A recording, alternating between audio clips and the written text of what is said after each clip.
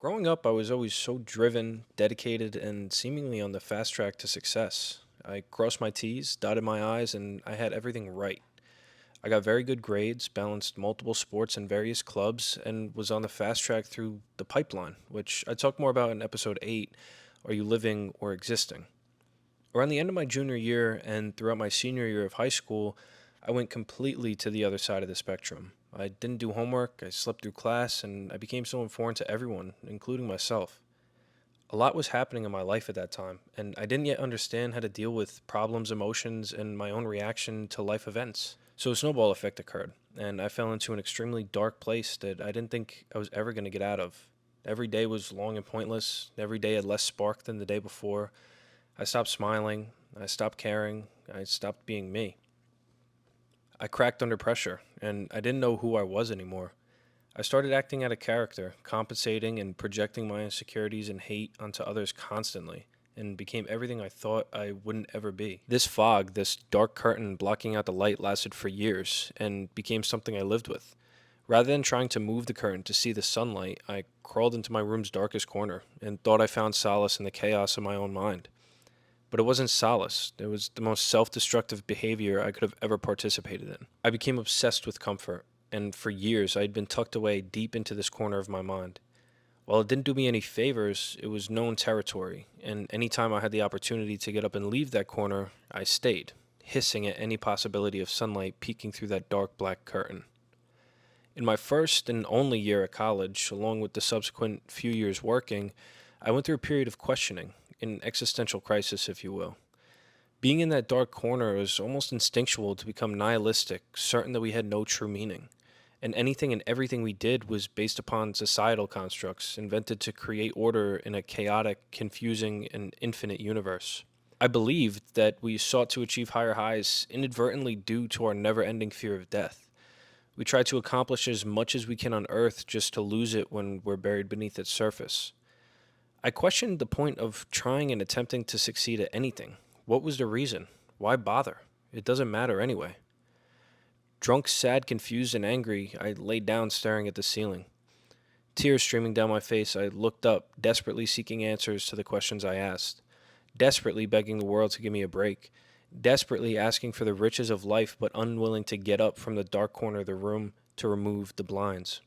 I was a nihilist, a victim, and mastered the art of excuse making. Nothing was my fault, and any bad events that happened to me were just my luck, or obviously going to happen to me. I relinquished my purpose in this world and lay on the floor, drunk, sad, confused, and angry. I often think back to that night, both ashamed of myself and eternally grateful that I went to that place and got out. It wasn't an immediate switch, but something from that night forward gave me the courage to embark on a new journey. The shackles of nihilism, the victimhood mentality, and my negative demeanor began to melt away. I began to notice a lot of inner problems I had, which were contributing to not only my negative perceptions of the world, but events occurring that affected me. I had a lot of social anxiety, so naturally I relied on alcohol as a social lubricant. I was insecure in my physique, being picked on throughout my childhood, so naturally I never wore shorts or tank tops. I was insecure of who I was and felt that I had no courage, so instinctively I acted like a tough guy who wasn't scared of anything, even though I was scared of everything. The happy go lucky kid with chicken legs became buried by anxiety, insecurity, fear, compensation, projection, and confusion. The kid who used to wrestle around with his couch cushion pretending he was James Bond became an aggressive asshole who wanted to pick a fight if you bumped into him. He became a parasite in his own body, growing larger and larger until the human being once inhabiting his body got cornered into a dark corner, never wanting to come out. But that little kid did come out, and he did get up and dust himself off. And he opened that goddamn curtain, and he wrestled those anxieties and insecurities and fears, and he slowly began to get bigger and stronger, and his opponents began to get weaker and weaker, and some of them don't exist anymore. And this 22-year-old young man is eternally grateful and proud for the courage that that little kid had to get them both out of this hole. I found purpose and stripped myself of the pessimistic, nihilistic mindset I once had.